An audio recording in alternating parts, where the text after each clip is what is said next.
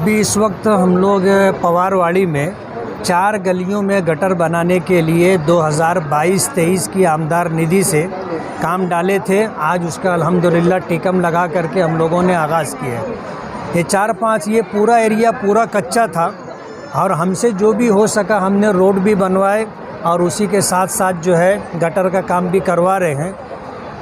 इस इलाके में अभी जो गटर बनेगी 4 गलियों में तकरीबन 10 लाख रुपये का बजट है और इसके बाद 4-5 बड़े काम हैं।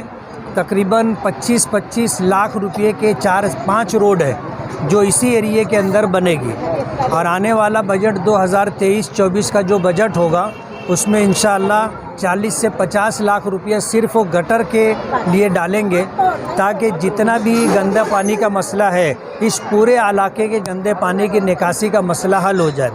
महल्ले वालों का तकाज़ा ये है कि ये काम हो जाए, इसलिए कि जो हम अपने हाथों से जो अपना इस्तेमाल शुदा पानी अपने हाथों से खड्डे से निकाल करके फेंकना पड़ता है और दूर तक जाना पड़ता है। जब आबादी कम थी तो खड्डे में से पानी निकाल कर कहीं भी मैदान में डाल देते थे, लेकिन अभी इलाका पूरा रिहायशी इलाका हो गया है। अब अगर खड्डा भरता है और पानी निकाल करके जाएं तो दूर जाना पड़ता है। इसलिए जो है इस इलाके के अंदर रोड के साथ साथ गटर का काम भी हो रहा है। अभी ये 4 गलियों में गटर का काम है और 5 रोड बनेंगे। आने वाले बजट में इंशाअल्लाह इस पूरे इलाके में गटर का बड़ा काम करेंगे ताकि यहाँ से गंदे पानी की और बारिश के पानी की निकासी का मसला हल हो जाए।